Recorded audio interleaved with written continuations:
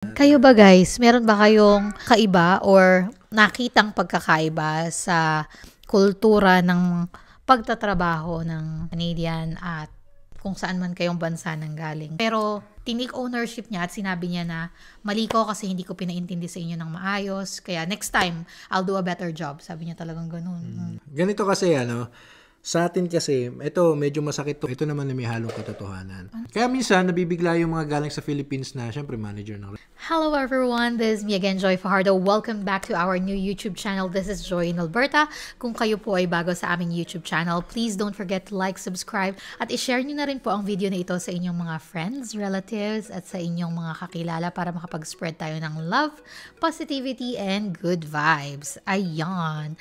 At dahil nga, magvi-video tayo today, may pag-uusapan na naman tayo. For today, we wanted to share with you our experience here sa Canada. Ang pag-uusapan natin ay tungkol sa work culture, ethics dito sa Canada. And again, it really depends siguro sa employer, mga katrabaho, and so on and so forth. Maraming factors. So, hindi naman namin sinasabi na itong i-share namin is across the board, ganito yung may experience nyo. Of course, depende siya sa company na mapapasukan nyo. Kung malaki ba yung company, maliit ba yung company, anong klase ba, retail ba, or construction ba, or IT ba. So, again, maraming factors. Pero, yung sa amin, sa akin specifically, we are a service provider IT company and I work there for, this is my 6th year, although nakamat leave ako for 1 year. Pero ayan, I'm going for my 6th year now with them. I'm with the marketing team. Isa sa pinaka nagustuhan ko nga sa company namin dito sa Canada ay yung hindi nagtuturoan. Yan. Kasi yung dati kong naging work sa Singapore, hindi ko sure kung yung company lang namin or baka ganun talaga yung mga lahi nila na hindi mo ma-generalize, hindi naman siguro lahat ganoon, pero doon kasi sa company na napasukan ko doon, parang lagi ka dapat may resibo.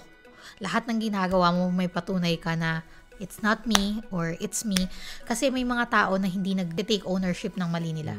So ako pag mali ako, sasabihin ko talaga, it's my mistake. Ano pa pag-uusapan natin, mali mo pala. O, tapos na, yung ganon. Pero may mga tao kasi na hindi nagbe-blame sila sa iba. So yun yung problema. So yung part na yun, kailangan mong i-safeguard yung sarili mo na I did my part, eto yung nangyari, ganyan. Hindi ko alam kung sino may mali. Ganon. Sa work ko ngayon dito sa Canada, ang napansin ko sa kanila, and sinabi ko talaga to sa boss ko na hindi ako sanay na pag may nagkamali, hindi pinag-uusapan kung sino ba ang may mali. Parang siguro kinakausap ng boss ko yung alam niyang nagkamali ng palihim baka, pero hindi siya yung magagalit na nagkamali ka ganyan. Lagi siyang how do we solve this? Ganon. Tapos noon, may isang point pa na sabi ko talaga sa sarili ko, ay, sana maging ganyan kalawak ang pag-iisip ko. Kasi sabi niya nung isang beses, sabi niya, it's my fault kasi hindi ko in-explain sa inyo nang maiintindihan nyo, kaya hindi nyo nagawa. Ganon. Sa totoo lang naman, parang naintindihan ko naman yung sinabi niya. May hindi lang talaga nakapag-deliver. Pero tinik ownership niya at sinabi niya na mali ko kasi hindi ko pinaintindi sa inyo ng maayos. Kaya next time, I'll do a better job. Sabi niya talagang ganun. Tapos noon, kahit siya yung maraming ginawa dun sa isang project, pag nasa meeting kami, lagi niyang binibigay sa amin yung credit. Lagi niya sasabihin na I would like to commend the marketing team kasi they did this, then. Pero hindi niya sinabi na siya yung napuyat, siya yung maraming ginawa, ganon. So yun, natutuwa ako doon. Sa akin kasi, mako-compare ko sa sa Pilipinas at Canada, Singapore at Canada. Kasi meron akong dalawang experience na magkaiba.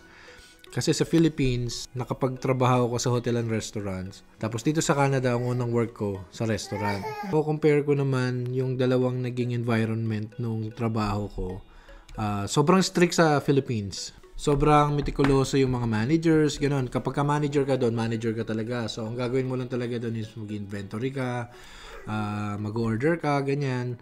Tapos, talagang mando ka lang. Dito, pagdating mo sa Canada, tapos nasa restaurants ka, ang ginagawa ng isang manager, ginagawa ng mga normal employee. Pati owner, yeah. So, ganun sila dito na kahit kunyari, syempre nag-snow minsan, di ba, may snowstorm, ganyan, tapos makita mo yung may-ari ng restaurant, nagsishovel sa labas, yung manager nagsishovel sa labas. So, ang ganda lang nung dito sa Canada, kasi, kumbaga on the level lahat, di ba? Parang magkakapantay kayo lahat.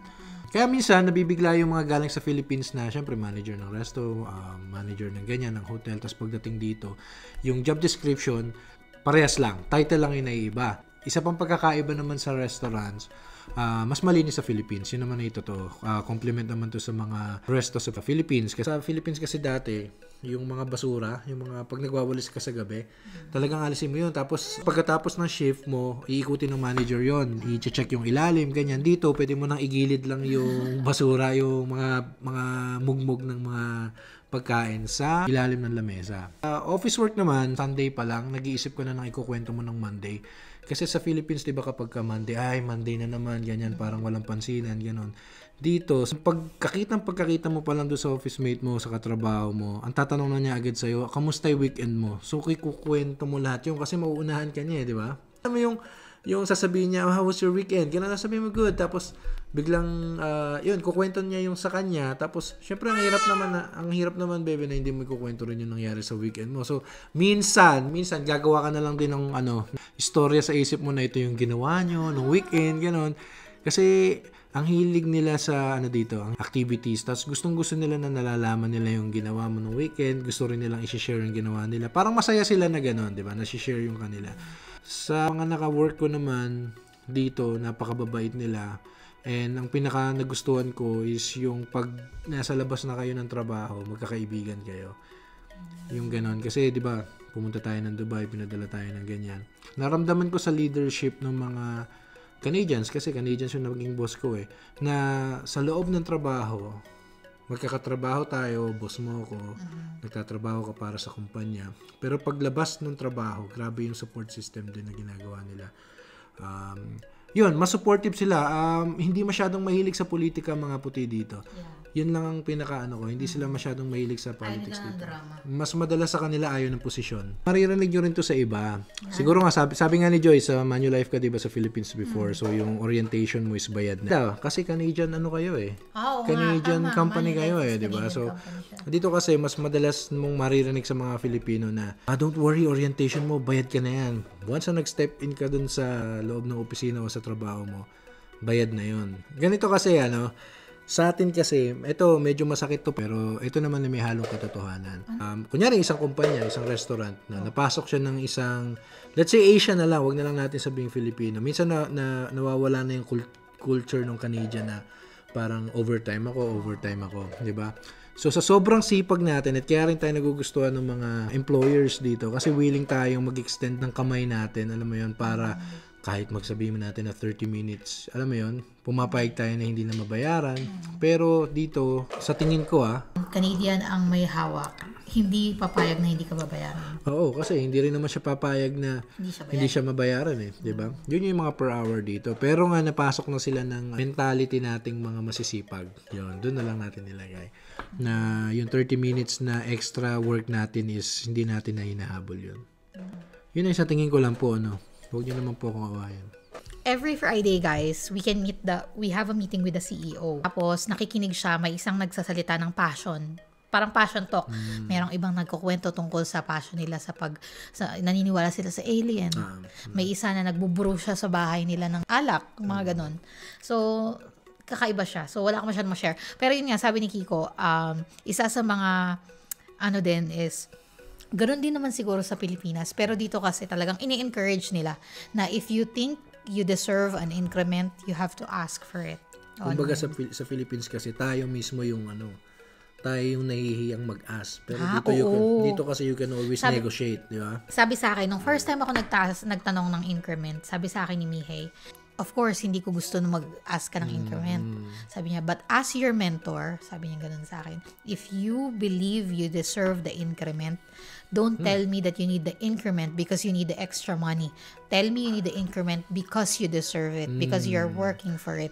Yun ang sinabi niya sa akin. Pero sabi niya, pero as your manager, of course, syempre, kung budget kukunin yun, di ba? Another pa nga na iba ang culture nila dito is, of course, yung ma'am and sir culture. Charot. Yan. Yung title, yung kailangan mag-ma'am sir ka, ma'am. Minsan naman talaga ay nakakaano yun eh. Yeah, ma'am, ay sir, parang ganun. Pero dito sila, mas minsan pa nga may mga ma-offend pag minam at sinir mo sila. Ako sa US ko naranasan yung may na-offend. Anong sinabi? Yung parang scat lang. Ang tanda ako na ba para imamu ako ganun. At saka kahit nga mga lolo, lola, tito, tita nila pag magkaka-work by name sila talaga. Kayo ba guys, meron ba kayong kakaiba or nakitang pagkakaiba sa kultura ng pagtatrabaho ng Canadian at kung saan man kayong bansa nang galing. Kung sa Pilipinas man yan, sa Hong Kong, sa Singapore, saan man kayo, kung nag-OFW kayo, di ba, before kayo nag-Canada. So, i-share nyo na lang din sa amin. Kasi, as we are always telling you guys, our videos are impromptu, kaya naman marami kaming makakalimutan for sure. Salamat sa inyong pagsama sa amin today.